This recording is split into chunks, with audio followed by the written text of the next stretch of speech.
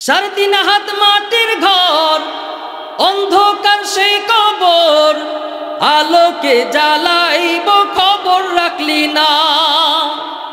সাড়ে-তিন হাত মাটির ঘর, অন্ধকার সেই কবর, আলোকে জ্বালাইব খবর রাখলি না। মাওলা যদি থাকেন রাজি, আলো জ্বালাইব মাঝি। মাওলা যদি থাকেন রাজি, আলো জ্বালাইব মাঝি। নইলে তোর দুঃখ কষ্টের সীমা নাই রে নাই।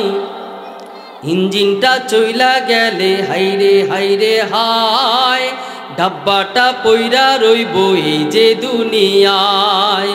ইঞ্জিনটা চইলা গেলে হাইরে হাইরে হায়, ডাব্বাটা পইরা রইব এই যে দুনিয়ায়। হাসরের ময়দানে কি হবে কে জানে, আরো সে ছায়া মিলবে কি না জানি না। হাসরের ময়দানে কি হবে কে জানে, আরো সে ছায়া মিলবে কি না জানি না। থাকবে না কোনো স্বজন, ইয়া নফসি মন। থাকবে না কোনো স্বজন, ইয়া নফসি মন।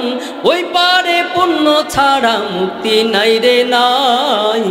ইঞ্জিনটা চইলা গেলে হাইরে হাইরে হায়, ডাব্বাটা পইরা রইব এই যে দুনিয়ায়। ওই জায়গায় বাতি জ্বালাবেন কে? জোরে বলেন কে? এ মেরে মুহতারাম ভাইও, কবরের মধ্যে বাতিহীন সাথীহীন যেই জায়গায় থাকতে হয়, ওই কবরের মধ্যে যেই ব্যক্তিটা বাতি জ্বালাবে সেই হলো আমার আপনার মালিক আল্লাহ। একটু চিৎকার করে সেই মালিকের নামটা বলা যাবে কি? জোরে বলেন না, কে জ্বালাবে? আরো জোরে শুনতে চাই, কে জ্বালাবে? আমার কবরের অন্ধকার কবরের মধ্যে বাতি জ্বালাবে আল্লাহ। আমার ওই অন্ধকার কবরের মধ্যে সাথীর ব্যবস্থা করবেন আল্লাহ। এ মেরে মুহতারাম ভাইও, যেই মালিক আমার আপনার অন্ধকার কবরকে আলোকিত করবে, যেই মালিক আমার ওই অন্ধকার কবরের মধ্যে সাথীর ব্যবস্থা করবে, এ মেরে মুহতারাম ভাইও, ওই মালিককে খুশি করার জন্য আমার আপনার জীবন দিতে হলেও দেওয়া দরকার। কথা বলেন ঠিক কিনা? কারণ মালিক যদি খুশি না হয়, মালিক যদি খুশি না হয়, আমার ওই অন্ধকারে কবরের মধ্যে কি বাতি জ্বলবে? জোরে বলেন, জ্বলবে? এখন ওই অন্ধকার কবরের মধ্যে বাতি জ্বালানোর জন্য কি করতে হবে আল্লাহ তাআলা জানায়া দেন। এ মেরে মুহতারাম ভাইও, আল্লাহ তাআলা কোরআনের মধ্যে বলেন, কুল ইন কুনতুম তুহিব্বুনাল্লাহ ফাত্তাবিউনি ইউহিব্বুকুমুল্লাহ ওয়া ইয়াগফির লাকুম যুনুবাকুম ওয়াল্লাহু গফুরুর রহিম। হে মেরে মুহতারাম ভাইও, আল্লাহ তাআলা জানায়া দেন, আমি আল্লাহকে তো রাজি খুশি করতে চাও, আমি আল্লাহ তাআলাকে তো পছন্দ করতে চাও, আমি আল্লাহর ভালোবাসা তো তোমরা অর্জন করতে চাও, তাহলে শোনো, আমি আল্লাহ তাআলাকে যদি পাইতে চাও, আমি আল্লাহর যদি ভালোবাসা পাইতে চাও, তাহলে আমার হাবিব মুহাম্মদুর রাসূলুল্লাহর আনুগত্যের মাধ্যমে পাইবা। আল্লাহকে যদি পাইতে চাই তাহলে কার মাধ্যমে পাবো? রাসূলুল্লাহ সাল্লাল্লাহু আলাইহি ওয়াসাল্লামের আনুগত্যের মাধ্যমে পাবো। আচ্ছা, এখন প্রশ্ন হলো, আল্লাহ তাআলার ভালোবাসার সাথে রাসূলের আনুগত্যের সাথে সম্পৃক্ত করে দিলেন কেন? আল্লাহ তাআলা তো এটা বলতে পারতেন যে যদি তুমি আমাকে পাইতে চাও এতবার হজ করতে হবে, আমাকে যদি পাইতে চাও এতদিন তোমাকে রোজা থাকতে হবে, আমাকে যদি তুমি পাইতে চাও তাহলে তোমাকে এত এত টাকা যাকাত দিতে হবে, ইবাদতের সাথে সম্পৃক্ত করে দিতেন। কিন্তু আল্লাহ ইবাদতের সাথে সম্পৃক্ত না করে তার হাবিবের মোহাব্বতের সাথে সম্পৃক্ত করেছেন। তার হাবিবের ভালোবাসা, তার হাবিবের আনুগত্যের সাথে সম্পৃক্ত করেছেন কেন? তার কারণটা হলো, প্রকৃত মুসলমান কারা, প্রকৃতপক্ষে আল্লাহকে কারা ভালোবাসে এই জিনিসটা বোঝার জন্য। কারণ হিন্দু খ্রিস্টান বৌদ্ধ যারাই বলেন, মোটামুটি কম বেশি আল্লাহকে সবাই মানে, কিন্তু ঈমান কাকে বলে? আল্লাহকে শুধু মানার নাম কিন্তু ঈমান নয়। আমার নবী মুহাম্মদ রাসূলুল্লাহ সাল্লাল্লাহু আলাইহি ওয়াসাল্লামকেও মানতে হবে। আল্লাহ রাসূল সাল্লাল্লাহু আলাইহি ওয়াসাল্লাম যখন পাহাড়ের উপর দাঁড়িয়ে বললেন, ইয়া আইয়ুহান নাস কুলু লা ইলাহা ইল্লাল্লাহ তুফলিহুন, এ মেরে মোহতারাম ভাইও, আল্লাহ রাসূল যখন বলে তোমরা মানুষ, তোমরা আমার কথা মানো, আল্লাহকে মাইনা নাও, তাহলে তোমরা দুনিয়াতে সফলকাম হইবা। তখন কাফের মুশরিকরা বলতে লাগলো, হে মুহাম্মদ, তোমরা আবার কোন আল্লাহর কথা বলতেছো? আমি তো আল্লাহকে মানি, আমরা তো আল্লাহকে মানি, তোমার সমস্যা কোথায়? কোন আল্লাহর কথা বলো? এবার আল্লাহ রাসূল সাল্লাল্লাহু আলাইহি ওয়াসাল্লাম জানায় দিলেন, কুল হুয়াল্লাহু আহাদ, আমি ওই আল্লাহর কথা বলি যেই একমাত্র আল্লাহ, যার সাথে আর কারো সাথে শরীক চলবে না। ওই আল্লাহ, যে আল্লাহর সাথে আর কারো সাথে কোনো ধরনের শরীক চলে না। এই জন্য আবার দেখেন, খ্রিস্টান যারা আছে তারাও কিন্তু আল্লাহকে মানে, কিন্তু সাথে সাথে ঈসা আলাইহিস সালাতু ওয়াস সালামকে আল্লাহর সন্তান বলে দাবি করে, নাউজুবিল্লাহ বলেন, এবং মারিয়াম আলাইহিস সালাতু ওয়াস সালামকে আল্লাহর বিবি বলে সাব্যস্ত করে, জোরে বলেন নাউজুবিল্লাহ। আচ্ছা বলেন তো, যেই ব্যক্তি আল্লাহকে আল্লাহ মানে কিন্তু ঈসা আলাইহিস সালাতু ওয়াস সালামকে সন্তান মনে করে, মারিয়াম আলাইহিস সালাতু ওয়াস সালামকে আল্লাহর স্ত্রী মনে করে, তাদের মধ্যে কি ঈমান আছে? জোরে বলেন ঈমান আছে? যেখানে আল্লাহ নিজেই বলেন, আমি কারো থেকে জন্মগ্রহণ করি নাই এবং কাউকে জন্ম দেই নাই, এই কথাটা প্রমাণ করার জন্য যে আমি আল্লাহকে অনেকেই মানে, কিন্তু আমার প্রকৃতপক্ষে মানা তখনই বোঝা যাবে যখন সেই ব্যক্তি আমার রাসূলের ইত্তেবা করবে, অনুসরণ করবে। আপনাদের কাছে একটা প্রশ্ন, একটা মানুষকে যদি আপনি আনুগত্য করতে চান, অনুসরণ করতে চান, সর্বপ্রথম যে জিনিসটা লাগবে সেটা হলো ভালোবাসা। ওই ব্যক্তিকে যদি আপনি ভালো না বাসেন, ওই ব্যক্তির অনুসরণ করতে পারবেন? জোরে বলেন, করতে পারবেন? ওই ব্যক্তিকে অনুসরণ করতে গেলে আগে সর্বপ্রথম ওই লোকটাকে ভালোবাসতে হবে। যদি ওই লোকটার মহাব্বত অন্তরের মধ্যে গেঁথে যায়, তাহলে ওই লোকটাকে ভালোবাসা আমার অন্তরের মধ্যে জন্মিবে, তাহলে ওই লোকটার আনুগত্য আমি আপনি করতে পারব। এ মেরে মুহতারাম ভাইও, এবার আসেন সরকারে দো আলম মুহাম্মদুর রাসূলুল্লাহ সাল্লাল্লাহু আলাইহি ওয়াসাল্লামকে ভালোবাসতে হয়। রসুলকে কেন ভালোবাসবো? এক নম্বর কথা, রসুলকে ভালোবাসতে হবে বিনা দলিলে, কোনো দলিল লাগবে না। বুঝে আসলেও ভালোবাসতে হবে, না বুঝে আসলেও ভালোবাসতে হবে, মাথায় ধরলেও ভালোবাসতে হবে, মাথায় না ধরলেও ভালোবাসতে হবে। এবার আসেন, যদি যুক্তি দাঁড় করান, রসুলকে ভালোবাসবো, একটু যুক্তি লাগাইয়া ভালোবাসি, কি বলেন? একটু যুক্তি লাগাইয়া ভালোবাসি। মানুষ কোনো জিনিস ভালোবাসার ক্ষেত্রে চারটা জিনিস অনুসরণ করে, চারটা জিনিসের মধ্যে যে কোনো একটা জিনিস যদি পায় তাহলে ওই বস্তু বা ওই ব্যক্তিকে ভালোবাসে। এক নম্বর যোগ্যতা, লি জামালিহা, সৌন্দর্যতা। এবার আসেন, আমার রাসূল সাল্লাল্লাহু আলাইহি ওয়াসাল্লামের সৌন্দর্য কেমন ছিল? এ মেরে মুহতারাম ভাইও, সৌন্দর্য যখন আলোচনা করা হয় তখন তো আমরা সর্বপ্রথম ইউসুফ আলাইহিস সালাতু ওয়াস সালামের কথা জেনে চলে যাই। ইউসুফ আলাইহিস সালাতু ওয়াস সালাম এত সুন্দর ছিলেন যে জুলাইখা তার প্রেমে আসক্ত হয়েছেন, আমরা সবাই জানি। দুঃখজনক বিষয় হলো, ইউসুফ আলাইহিস সালাতু ওয়াস সালামের প্রেমে আসক্ত হলো জুলাইখা, আর আমরা সেটাকে নিয়েছি ইউসুফ জুলেখার পবিত্র প্রেম কাহিনী। নাউজুবিল্লাহ বলেন, কি বলেন? ইউসুফ আলাইহিস সালাতু ওয়াস সালাম কি জুলেখাকে ভালোবাসছে? বলেন, ভালোবাসছে? আর ভালোবাসা, প্রেম প্রীতি, এটা কি পবিত্র? এটা কি জায়েজ আছে? জোরে শুনতে যায়, জায়েজ আছে? এই যে আমাদের মুসলমানের ধারণা খুব খারাপ। ইউসুফ আলাইহিস সালাতু ওয়াস সালামের প্রেমে আসক্ত হয়েছিলেন জুলাইখা, কিন্তু যখন অন্যান্য রাষ্ট্রীয় নারীরা যখন বলল একজন গোলামের প্রেমে আসক্ত হয়েছ, তখন তিনি বললেন এমন গোলাম আর জীবনে চোখে দেখো নাই, এই জন্য আসক্ত হয়েছি। আপনারা সকলেই জানেন সবার ব্যবস্থা করলো, এই সবার দুই সাইড দিয়ে নারীদেরকে বসার ব্যবস্থা করলো, আর মাঝখান দিয়ে ইউসুফ আলাইহিস সালাতু ওয়াস সালাম আসলেন। সবার হাতে একটা করে ফল দিয়েছেন, চাকু দিয়েছেন কাটার জন্য। সবাই ফল কাটতে কাটতে ইউসুফ আলাইহিস সালাতু ওয়াস সালামের চেহারা মোবারক দেখে আঙ্গুল কেটে ফেলেছে। এইটা দেখে আমরা আশ্চর্য হয়ে যাই। এ মেরে মুহতারাম ভাইও, হযরত আয়েশা রাদিয়াল্লাহু তাআলা আনহা বলেন, আচ্ছা শোনো, ওই জায়গায় যদি ইউসুফের পরিবর্তে আমার নবী মুহাম্মদুর রাসূলুল্লাহ সাল্লাল্লাহু আলাইহি ওয়াসাল্লাম থাকতো, তখন মিশরের সমস্ত নারীরা কলিজা কাইটে ফেলতো, কিন্তু টের পাইতো না। সুবহানাল্লাহ বলবেন না? হালিমা কি বলেন?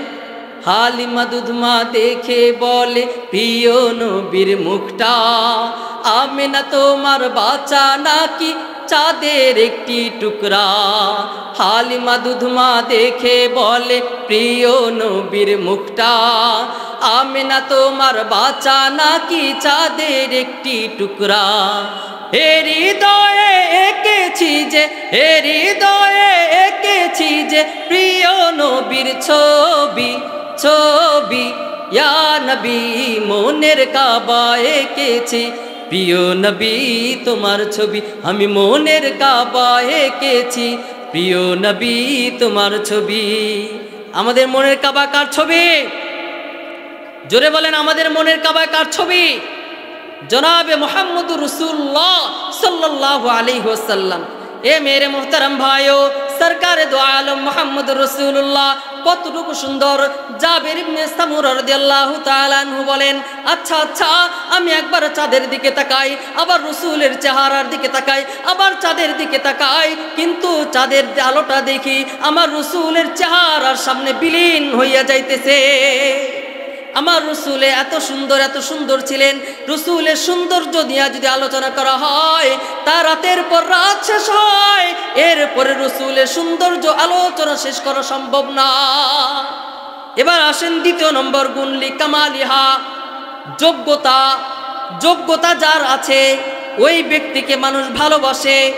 আচ্ছা বলেন তো, রসুলের যোগ্যতা, দুনিয়াতে এমন কোন মানুষ আসছে যার রসুলের চাইতে যোগ্যতা বেশি? কি বলেন? রসুলের চাইতে যোগ্যতা বেশি পৃথিবীর শুরু থেকে আজ পর্যন্ত আসে নাই, এবং কিয়ামত পর্যন্ত এমন ব্যক্তি কোনোদিন আসবে না। চিৎকার করে বলেন আলহামদুলিল্লাহ। অন্যান্য নবীদের একটা দুইটা করে মুজিজা আল্লাহ তাআলা দান করেছেন, কিন্তু আমার আপনার নবী মুহাম্মদুর রাসূলুল্লাহ সাল্লাল্লাহু আলাইহি ওয়াসাল্লামের মুজিজা হলো 3.5 হাত বড়ি, এবং 63 বছরের জিন্দেগি পুরাটাই হলো মুজিজা ভরা। এ মেরে মোহতারাম ভাইও, সরকার দো আলম মুহাম্মদুর রাসূলুল্লাহ থুতু নিক্ষেপ করলে ওইটাও ঘ্রাণ হয়ে যায়। রাসূলুল্লাহ সাল্লাল্লাহু আলাইহি ওয়াসাল্লামের শরীর মুবারক থেকে যখন ঘাম বের হয়, ওইটাও সুঘ্রাণ হয়ে যায়। সুবহানাল্লাহ বলবেন না? আরো জোরে শুনতে চাই সুবহানাল্লাহ। খন্দকের যুদ্ধে আল্লাহ রাসূল সাল্লাল্লাহু আলাইহি ওয়াসাল্লামের কিছু সাহাবী ক্ষুধার তাড়নায় রাসূলুল্লাহ সাল্লাল্লাহু আলাইহি ওয়াসাল্লামের কাছে গিয়ে বলে, ইয়া রাসূলুল্লাহ, ইয়া হাবিবাল্লাহ, ক্ষুধার তাড়না তো আর টিকতে পারতেছে না, কি করা যায়, কি করা যায়? হযরত জাবের রাদিয়াল্লাহু তাআলা আনহু দৌড় দিয়ে বাড়িতে গেছে। বাড়িতে যাইয়া বাড়ির বিবির সাথে পরামর্শ করে, আচ্ছা বিবি, রাসূল আমার বাড়ির সামনে জিহাদ করতেছেন, রাসূলের সাহাবীরা ক্ষুধার্ত অবস্থায় আছে, আচ্ছা রাসূল সহ কয়েকজন সাহাবীদের খানার ব্যবস্থা কি করা যায় কিনা? এবার স্ত্রী বলে, আচ্ছা কয়েকজন সাহাবীর ব্যবস্থা করা যায়, আপনি রাসূলের কানে কানে গিয়া বলবেন, ওগো রাসূল, আপনি সহ যেই সমস্ত সাহাবীরা বেশি ক্ষুধার্ত তাদের আজকে দুপুর বেলার খাবারের ব্যবস্থা রয়েছে। আল্লাহ রাসূল সাল্লাল্লাহু আলাইহি ওয়াসাল্লামের কানে কানে যখন বলছেন, আল্লাহ রাসূল খন্দকের দিকে তাকাইয়া সমস্ত সাহাবীদেরকে বলে, হে সাহাবীরা, আজকে দুপুরে জাবেরের বাড়িতে দাওয়াত। হযরতে জাবের রাদিয়াল্লাহু তাআলা আনহু ফুরফুরা মেজাজ নিয়ে আসছিলেন। আচ্ছা বলেন তো এখন কি আর ফুরফুরা মেজাজটা আছে? বলেন আছে? খাবারের ব্যবস্থা মাত্র 20 থেকে 25 জনার, আর রাসূল দাওয়াত দিয়েছেন লক্ষাধিক সাহাবীদেরকে, ফুরফুরা মেজাজ নাই। জাবের রাদিয়াল্লাহু তাআলা আনহু দৌড় দিয়ে বাড়িতে গিয়েছেন। বাড়িতে গিয়ে বিবিরে বলে, বিবি কাহিনী তো ঘটে গেছে ভিন্ন।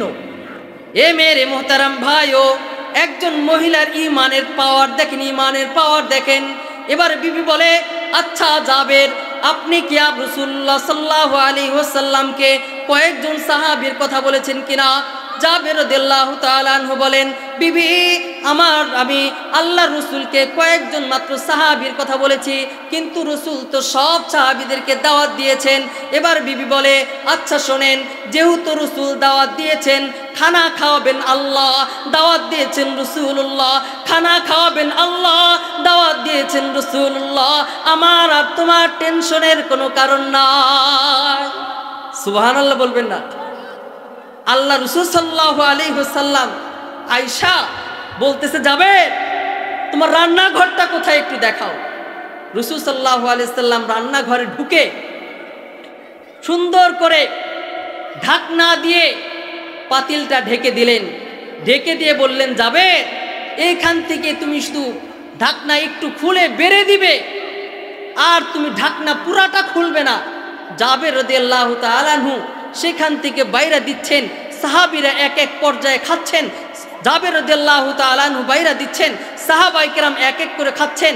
লক্ষাধিক সাহাবী খাওয়া শেষ হয়ে গিয়েছে, কিন্তু পাতিল থেকে এক চিমটি খাবারও শেষ হয় না। সুবহানাল্লাহ বলবেন না? নাকি হিংসা লাগে? জোরে বলেন, হিংসা লাগে? আমার রাসূলের কথা কিছু মানুষ শুনলে তো তাদের হিংসা লাগে। আশ্চর্য হয়, কাদিয়ানির বাচ্চারা এখনো পর্যন্ত আমার রাসূলের খতমে নবুয়ত নিয়ে টানাটানি করে, আর আমি আপনি রয়েছি। জোরে আমিন বলবেন না আস্তে আমিন বলবেন? জোরে বলেন ঠিক কিনা? আমি আপনি রয়েছি, মসজিদের মধ্যে হাত উঠাবেন, নামাজের মধ্যে হাত বাঁধবেন কোথায়, এই নিয়ে তফাৎ নিয়ে দ্বন্দ্ব পড়ে আছি আমি আপনি স্বাভাবিক বিষয় নিয়ে আমি আপনি ঝগড়া করতেছি। এক ওয়াক্ত নামাজও পড়ে না, এক ওয়াক্ত নামাজও পড়ে না। আয়েশা ইমামকে বলে, আচ্ছা ইমাম সাহেব বলেন তো, মুসা আলাইহিস সালাতু ওয়াস সালামের নানির নাম কি ছিল? চিন্তা করেন, আদার ব্যাপারীর হয়ে জাহাজের খবর নাও, তুমি নামাজ পড়ো না, সূরা ওয়াকিয়া তো তুমি পারো না, ওয়াকিয়া দরকার নাই, আগে সূরা ফাতিহা শুদ্ধ করো, 5 ওয়াক্ত নামাজ জামাতের সাথে আদায় করো, এরপরে মুসা আলাইহিস সালামের নানির খবর নিও। আমরা স্বাভাবিক বিষয় নিয়ে দ্বন্দ্বে লিপ্ত, কিন্তু কাদিয়ানির বাচ্চারা এই খতমে নবুয়ত নিয়ে টানাটানি করতেছে। তাদের দাবি হলো, আবার একদল নেমেছে শিয়া জাতি, তাদের দাবি হলো জিবরাইল আলাইহিস সালাতু ওয়াস সালাম নবুয়ত নিয়ে এসেছেন, মূলত নবুয়ত দেওয়ার দায়িত্ব হযরতে আলী, কিন্তু জিবরাইল আলাইহিস সালাতু ওয়াস সালাম ভুলে মুহাম্মদের কাছে গেছে। নাউজুবিল্লাহ বলবেন না? জোরে শুনতে চাই নাউজুবিল্লাহ বলেন।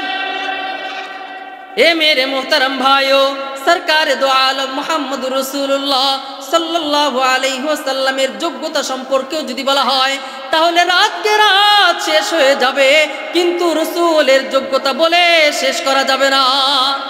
এবার আসেন 3 নম্বর, লিকুরবাতিহা। 3 নম্বর ভালোবাসা কারণটা হলো আত্মীয়তার কারণে ভালোবাসে। আত্মীয়টা যদি কালো হয়, এরপরে ওই আত্মীয়টাকে ভালোবাসতে হয়। ওই আত্মীয় যদি গরিব হয়, এরপরে ওই আত্মীয়কে ভালোবাসে। কথা বলেন ঠিক কিনা? আচ্ছা বলেন তো, আমার আপনার চাইতে, আমার আপনার কাছে মা বাবার চাইতে সব চাইতে বেশি আপন কে? এখন যারা আছেন সব চাইতে মা বাবা আপন। আচ্ছা বুকে হাত দিয়ে বলেন তো, এই মা বাবার চাইতে আমি আপনাকে রাসূলকে ভালোবাসতে পারছি? কি বলেন, পারছি? অথচ রাসূলুল্লাহ সাল্লাল্লাহু আলাইহি ওয়াসাল্লাম জানা দেন, লা ইউমিনু আহাদুকুম হাত্তা আকুনা হাব্বা ইলাইহি মিন ওয়ালিদিহি ওয়া ওয়ালাদিহি ওয়ান নাসি আজমাইন। হে আমার উম্মতেরা, হে আমার উম্মতেরা, আমি রাসূলকে এই পরিমাণ তোমাকে ভালোবাসতে হবে, এই পরিমাণ তোমাকে ভালোবাসতে হবে। তোমার সন্তান, তোমার মা, তোমার বাবা, এমনকি তোমার নফসের চাইতে আমি রাসূলকে বেশি ভালোবাসতে হবে। যদি বেশি ভালোবাসতে পারো তাহলে তুমি মুমিন, আর যদি বেশি ভালোবাসতে না পারো তাহলে তুমি মুমিন হিসাবে সাব্যস্ত করতে পারবা না। রাসূলকে ভালোবাসতে হবে নিজের জীবনের চাইতেও বেশি। এক সাহাবী এসে বলতেছেন, ইয়া রাসূলুল্লাহ, কিয়ামত কবে? আল্লাহ রাসূল সাল্লাল্লাহু আলাইহি ওয়াসাল্লাম বললেন, তুমি যেভাবে কিয়ামতের খবর নিচ্ছ, তুমি কি মরার জন্য প্রস্তুতি গ্রহণ করেছো?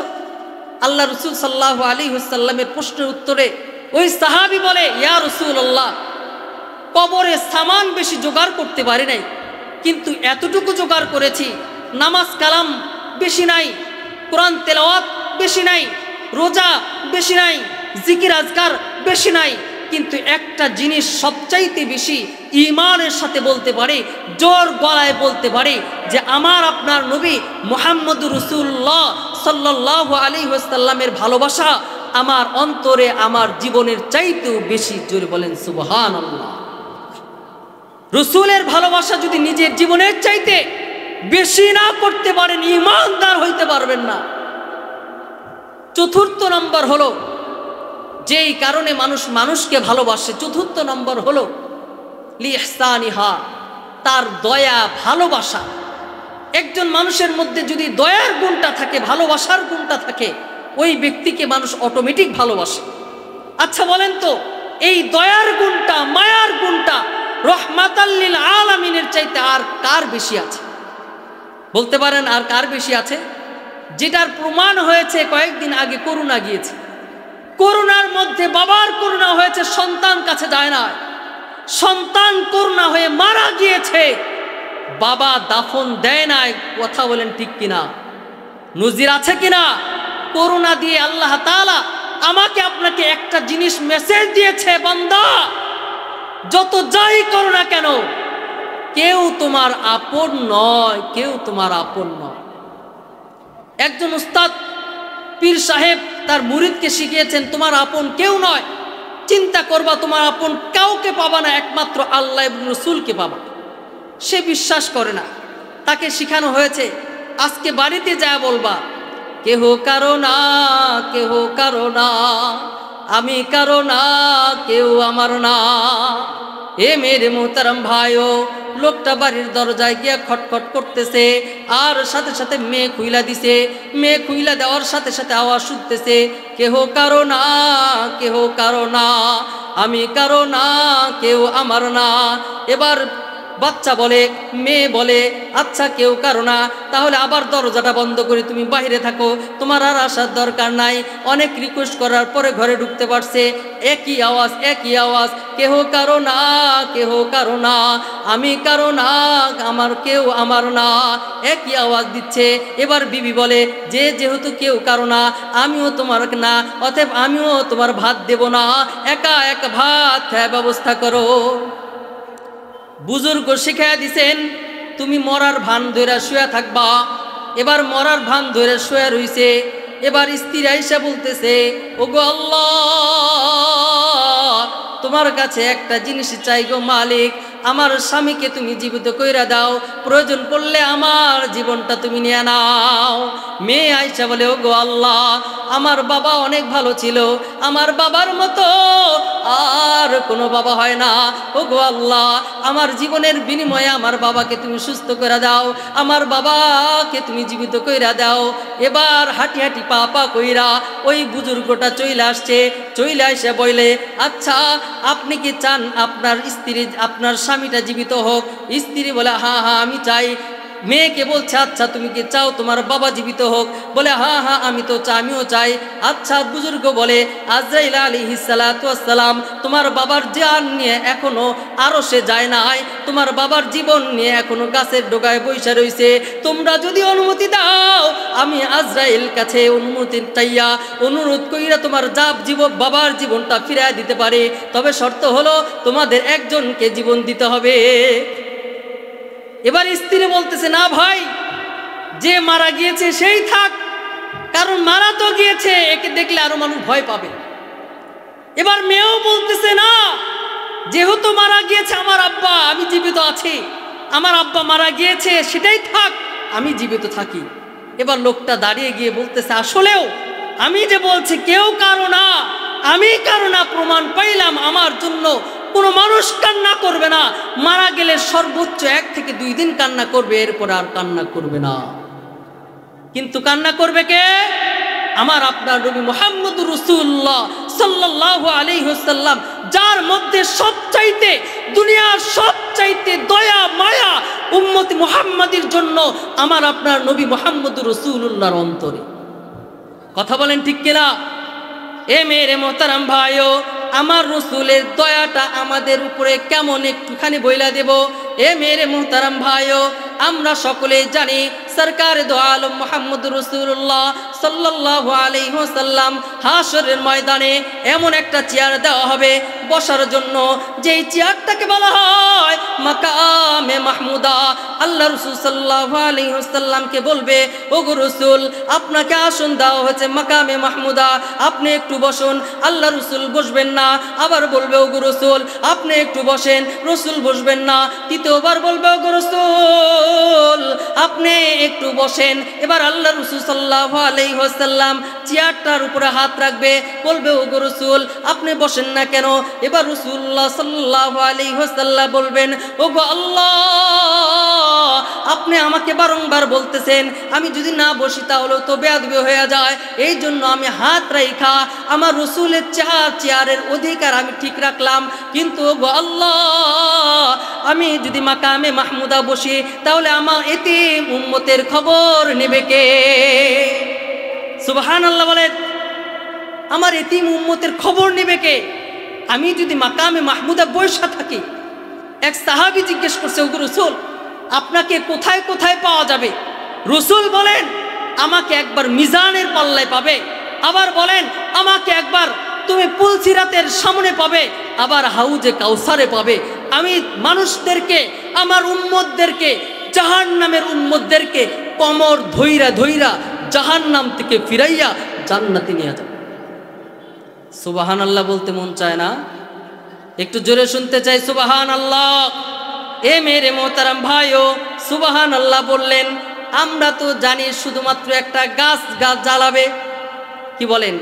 সুবহানাল্লাহ বলে লাভ কি? জোরে বলেন, লাভ কি? জান্নাতে একটা গাছ লাগাবে, সবাই জানি। দেখেন, বাড়িতে একটা 81 গাছ কাটতে গেলে কি পরিমাণ পরিশ্রম করতে হয়, তাও হবে কিনা গ্যারান্টি দেওয়া যায়? কিন্তু একবার সুবহানাল্লাহ বললেন, আল্লাহ তাআলা জান্নাতে একটা বিশাল গাছ তৈরি করে দিবেন। যারা সুবহানাল্লাহ বলছে তাদের একটা গাছ লাগছে। কি ব্যাপার, কেউ চান না জান্নাতে গাছ লাগুক? জোরে বলেন সুবহানাল্লাহ। শুধু তাই নয়, সুবহানাল্লাহ বললে আল্লাহ বলেন, হে আমার বান্দা, তুমি নাপাক কণ্ঠে, নাপাক মুখ দিয়ে সুবহানাল্লাহ বলেছো। সুবহানাল্লাহ মানে আল্লাহ পাক। তুমি নাপাক মুখ দিয়ে আল্লাহ পাক ঘোষণা দিয়েছো। তুমি আল্লাহ পাক বললেও আমি পাক, আর পাক না বললেও আমি পাক। তবে তোমার নাপাক জবান দিয়ে যেহেতু আমাকে পাক সাব্যস্ত করেছো, আমি আল্লাহ তোমাকে পাক বলে ঘোষণা দিলাম। জোরে বলেন সুবহানাল্লাহ। এ মেরে মোহতারাম ভাইও, সরকারে দো আলম মুহাম্মদুর রাসূলুল্লাহ সাল্লাল্লাহু আলাইহি ওয়াসাল্লামের আমাদের প্রতি কি পরিমাণ দয়া, কি পরিমাণ দয়া। তায়েফের ময়দানে যখন কাফের মুশরিকরা সরকারে দো আলমেরকে পাথর নিক্ষেপ করতেছিল, সেই করুণ ইতিহাস আমরা সকলে জানি। এ মেরে মোহতারাম ভাইও, সরকার দো আলম মুহাম্মদুর রাসূলুল্লাহ সাল্লাল্লাহু আলাইহি ওয়াসাল্লামকে তায়েফের 2 পাহাড় আয়েশা বলে, ওগো রাসূল, আপনি একটু অনুমতি দেন, আমরা 2 পাহাড় মিলা তায়েফবাসীকে ধ্বংস কইরা দেই। আল্লাহর রাসূল বলেন, না না না, ও না না না, আমার এই উম্মতদেরকে তো ধ্বংস করা যায় না। এরা হয়তো বা ঈমান আনে নাই, এদের সন্তানরা ঈমান আনবে। তাদের সন্তানরাও যদি ঈমান না আনে, তাদের নাতি নাতনি ঈমান আনবে। কিন্তু আমি তো ধ্বংস করার জন্য আসি না। আনতা রব্বুল আলামিন, আনা নবিউর রহমা, আনা রাসূলুল্লাহ, আনা রাহমাতাল লিল আলামিন, আনতা রব্বুল আলামিন, আনা রাসূলুল্লাহ রাহমাতাল লিল আলামিন। শুরুতে আপনি, শেষে আপনি, আমি, শুরুতে আপনি, শেষে আমি, এর মাঝখান দিয়া আমার এতিম উম্মত জাহান্নামে কেমনে যায়? আপনি তো রহমাতাল লিল আলামিন, আমি রহমাতাল লিল আলামিন, আর আপনি হচ্ছে রব্বুল আলামিন। মাঝখান দিয়ে আমার এতিম উম্মত জাহান্নামে কেমনে যায়? দেখেন কি পরিমাণ দয়া মায়া আমার আপনার রাসূল আমার আপনার প্রতি করেছেন। এবার রাসূলকে ভালোবাসতে হবে নিজের জীবনের চাইতে, যার দৃষ্টান্ত দেখে গিয়েছেন সাহাবায়ে কেরাম। হযরত তালহা ইবনে বারা রাদিয়াল্লাহু তাআলা ছোট্ট সাহাবী, যেই সাহাবী ছোট্ট সাহাবী বারা রাদিয়াল্লাহু তাআলার সাথে রাসূলের দরবারে আসছেন। যখন রাসূলুল্লাহ সাল্লাল্লাহু আলাইহি ওয়াসাল্লাম তালিম দেওয়া শেষ করছেন, এবার বারা রাদিয়াল্লাহু তাআলা আনহুকে তালহা রাদিয়াল্লাহু তাআলা আনহু বলেন যে আমি একটু রাসূলের সাথে পার্সোনাল কথা বলে আসি। এ মেরে মোহতারাম ভাইও, তালহা রাদিয়াল্লাহু তাআলা আনহু সরকারে দো আলম মুহাম্মদুর রাসূলুল্লাহ সাল্লাল্লাহু আলাইহি ওয়াসাল্লামকে যা বলে, ইয়া রাসূলুল্লাহ, ইয়া হাবিবাল্লাহ, আপনি তো বড় সাহাবীদেরকে নসিহত করছেন, আমার জন্য একটা নসিহত করেন না কেন? এবার বলে, আচ্ছা আচ্ছা, তোমাকে একটু পরীক্ষা করি, আমার জন্য তুমি কি করতে পারো? এবার রাসূলুল্লাহ সাল্লাল্লাহু আলাইহি ওয়াসাল্লাম বলেন, আচ্ছা তালহা, তোমার বাবার মাথাটা কি আনতে পারবা কিনা? সরকার দো আলম মুহাম্মদুর রাসূলুল্লাহ সাল্লাল্লাহু আলাইহি ওয়াসাল্লামের কথা শোনার মাত্রই সে খঞ্জরটা বাইর কইরা বাবার কল্লা আনার জন্য দৌড় দিয়ে গেছে। এ মেরে মোহতারাম ভাইও, রাসূলুল্লাহ ডাক দেন, তালহা দাঁড়াও, আমি তো এই জন্য আসি নাই যে সন্তানের হাতে বাবা খুন হবে, এই জন্য আসি নাই, বরঞ্চ খুনিকে মানুষ বানানোর জন্য, খুনিকে জাহান্নামের আগুন থেকে বাঁচাইয়া জান্নাতে নেওয়ার জন্য আমি রহমাতাল লিল আলামিনের আগমন ঘটেছে। এই ছোট্ট তালহা কিছুদিনের মধ্যে অসুস্থ হয়ে যায়। আল্লাহ রাসূল সাল্লাল্লাহু আলাইহি ওয়াসাল্লাম দেখতে গিয়েছেন। বলে, বারা, আমার ছোট্ট তালহাকে দেখে শুনে রাখবে, কোনো সমস্যা হলে যদি দুনিয়ার থেকে চলে যায় আমাকে খবর দিবে, আমি রাসূল, আমি নিজে আয়েশা নিজে তাকে নিজের হাতে কাফন দাফনের ব্যবস্থা করব। হযরতে তালহা রাদিয়াল্লাহু তাআলা আনহু, ছোট্ট তালহা যখন মুমূর্ষ অবস্থা চলে যায়, বাবা বারা রাদিয়াল্লাহু তাআলা আনহুকে ডাইকা বলে, বাবা, আমার জীবন পাখিটা যদি দিনের বেলা চলে যায় তখন রাসূলুল্লাহকে ডাক দিবে, আর যদি রাত্রে যায় তাহলে আমার রাসূলকে ডাক দেওয়ার দরকার নাই। এ মেরে মোহতারাম ভাইও, সরকার দো আলম মুহাম্মদুর রাসূলুল্লাহ সাল্লাল্লাহু আলাইহি ওয়াসাল্লামের সাথে কয়েকদিন পরে আল্লাহ রাসূলের সাথে দেখা হইয়া যায়। বলে, বারা, তোমার তালহার কি অবস্থা? সরকার দো আলমের আওয়াজ শুনা বারা রাদিয়াল্লাহু তাআলা আনহু বলেন, আপনার ছোট্ট আশিক তো দুনিয়া থেকে বিদায় হয়ে গেছে। আজকের অনুষ্ঠান আপনাদের কাছে কেমন লাগতেছে? ভালো লাগতেছে না এখনই বন্ধ হয়ে যাবে? জোরে বলেন, ভালো লাগতেছে না বন্ধ হয়ে যাবে? আপনারা কি কোরআনের পক্ষে নাকি কোরআনের বিপক্ষে? আল্লাহু জামিল ওয়া ইউহিব্বুল জামাল, আল্লাহ সুন্দর এবং সুন্দরকে ভালোবাসেন, এই জন্য জান্নাতে কোনো কালো মানুষ জান্নাতে যাবে না। আপনারা সবাই সুন্দরকে ভালোবাসেন না? জি বলেন, সুন্দরকে ভালোবাসেন না? এই মাহফিলে একটা সৌন্দর্য আছে না? কি বলেন? এখানে দুইজন, এখানে দুইজন, এখানে পাঁচজন, এটা কি মাহফিলের সৌন্দর্য? আমরা সবাই একটু চাপ দিয়ে আসি, লা ইলাহা ইল্লাল্লাহ, একটু চাপ দিয়ে। ভাই, পিছনে যারা বসে আছেন, আপনাদের প্রধান আলোচক এবং দ্বিতীয় আলোচক আলহামদুলিল্লাহ তারা সকলেই এসে পৌঁছে গিয়েছেন। আমি তো আশ্চর্য হয়ে গিয়েছি। পূর্ব পাশ থেকে যারা আছেন বাবাজিরা, আপনারা একটু সামনে চলে আসেন, অনুরোধ করে বলছি। মাহফিল সুন্দর, এই সৌন্দর্য বজায় রাখার দায়িত্ব আমাদের। একটু আমরা একটু হরকত করলে বরকত হবে ইনশাআল্লাহ। আমরা একটু হরকত করে সামনে আসি। আমি আশ্চর্য হয়ে গিয়েছি, মুহতামিম সাহেবকে বললাম, হুজুর, আজকে এই মাহফিলে এসে আমি আশ্চর্য হয়ে গেলাম। মাহফিল শুরুই হয় নাই, এখনই আলহামদুলিল্লাহ প্রধান আলোচক পর্যন্ত সমস্ত আলোচকগুলো এসে পৌঁছে গিয়েছেন। সুবহানাল্লাহ বলেন। আশ্চর্য। এটা হচ্ছে আপনাদের ভালোবাসা, কমিটির ভালোবাসা, আপনাদের মুহতামিম সাহেবের ভালোবাসা। মুহতামিম সাহেব ডাকার সাথে সাথে সমস্ত আলোচক তাড়াতাড়ি করে চলে এসেছে, প্রাণ খুলে সুর দিয়ে আপনাদেরকে মাতোয়ারা করে আলোচনা শোনাবেন। থাকবেন না ভাগবেন? শেষ পর্যন্ত থাকবেন না ভাগবেন? যারা থাকবেন না হাত তোলেন দেখি। সবাই থাকবেন শেষ পর্যন্ত?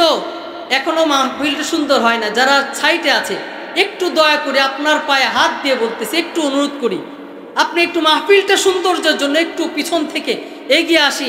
দেখুন আসতে যে দিচ্ছে না, এটাও শয়তান আমাকে ধোঁকা দিচ্ছে।